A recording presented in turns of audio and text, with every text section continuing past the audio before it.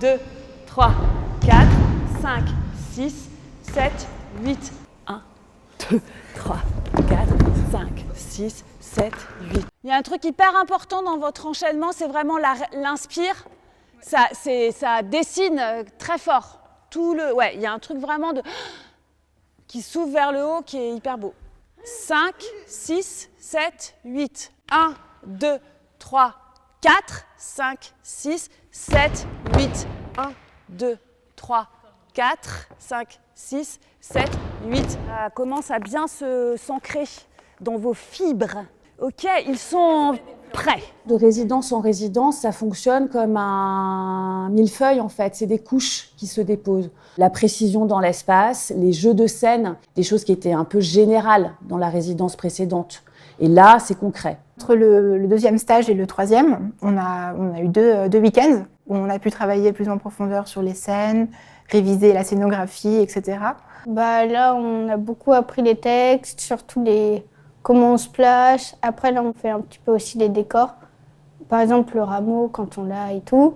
Ce qu'on a fait, c'est un premier filage donc de A à Z de la pièce, donc un peu brut, et on essaie de rajouter les éléments au fur et à mesure, de travailler des séquences. On a vraiment pu reprendre sur ce qu'on avait vu, le début, et même en fait on a réussi à faire un filage de toute la pièce, donc c'était vraiment super cool. Là on est vraiment dans le jeu, la scéno et tout, plus du tout on cherche, là on est en train de creuser. Quand elles arrivent devant la ville, elles vont créer un sanctuaire. Vous allez rentrer non pas une à une, mais par groupe, enfin ensemble, par grappe quoi. Vous allez rentrer et vous allez voir devant vous la ville d'Argos.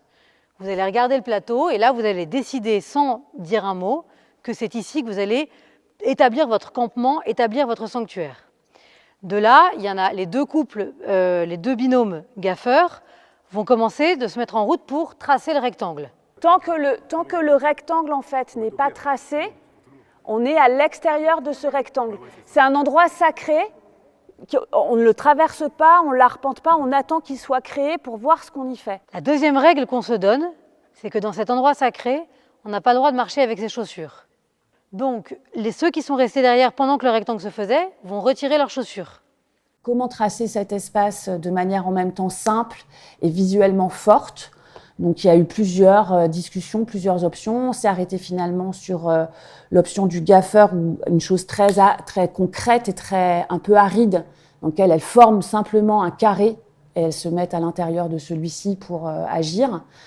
Et puis, il y avait la piste du sable. On a essayé les deux là depuis qu'on est là. Et la piste du sable, c'est sûr, c'est celle-là. Après, les chaussures, ça vient d'une réflexion de Pauline aussi sur le fait que dans les lieux sacrés, très souvent, on se déchausse. La bougie, c'est une chose qui parle un peu dans tous les rites, qu'on peut retrouver dans beaucoup de religions. Les gars, est-ce que vous pouvez venir s'il vous plaît pour qu'on retravaille les chaussures ?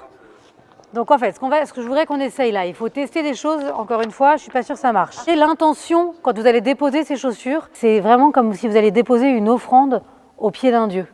Comme ça se fait à nouveau dans plein de religions. Il faut que ce soit, qu'on sente la spiritualité, en tout cas qu'il y a quelque chose c'est pas juste de poser mes pompes, quoi. J'invoque le nom de notre ancêtre Io, que tu transformas en génie. Scotch blanc, scotch blanc. Yes. Que tu transformas en génie pour t'unir à elle, Zeus. Alors, répéter au théâtre de l'Odéon, c'est waouh! Waouh! J'avais jamais fait un aussi grand théâtre. Et c'est vraiment impressionnant, et puis ça donne encore plus la patate de se dire « Waouh, je joue là-dedans, quoi ». On a encore plus envie de se donner à fond. Ce matin, là, quand on est arrivé, on a ouvert, qu'on est rentré sur le plateau et tout, qu'il y avait le lieu comme ça énorme, c'était un petit peu impressionnant. Quand j'ai vu la salle à l'italienne et quand j'ai vu le foyer et tout, j'ai fait « Waouh !» C'est incroyable en fait, c'est fou. Vraiment, j'ai vraiment mesuré le fait que ouais, j'y étais, c'était fait, c'était acté. De savoir qu'on est à l'Odéon et qu'on va jouer à l'Odéon, c'est un peu écrasant quand on voit la grande salle, toute dorée et vermeille. Je vous le redis parce que je ne sais pas si vous le faites. Notez sur vos brochures chaque soir toutes les petites choses qu'on s'est dites, les déplacements, les intentions, les décrochages. C'est très important que vous preniez en note toutes les petites choses, genre quand est-ce que par exemple, je ne sais pas, à la 6e bougie, Laurie, c'est là que tu démarres ton texte quand Erwan pose les bougies. C'est important ce genre de choses parce que ça va structurer aussi comment vous allez travailler entre vendredi et quand on se retrouve en juin. Ok ? C'est essentiel qu'ils gardent l'exigence du texte, de la parole, que avec tout ce qu'on ajoute, que toujours en fait les choses soient très concrètes pour eux. Donc on va continuer à intégrer les choses, à travailler tout peaufiner, tout trouver. On a encore beaucoup de travail. Ouais. Les mouvements, en fait, comment on va faire ci, comment on va faire ça, les bougies, le scotch par terre, et aussi le texte, parce qu'il y a encore des petits problèmes de texte, il faut que ce soit plus fluide. On est tous pareil un peu à galérer et tout, donc je pense qu'il faut qu'on soit vraiment tous hyper clairs sur le texte. Comme ça, après on peut vraiment appuyer sur le jeu. J'ai vraiment envie qu'on puisse emplir cet espace entièrement avec notre histoire, nos voix, ce qu'on a raconté. Je suis intimidée, mais j'ai de l'espoir pour que ça se passera bien, j'en suis certaine.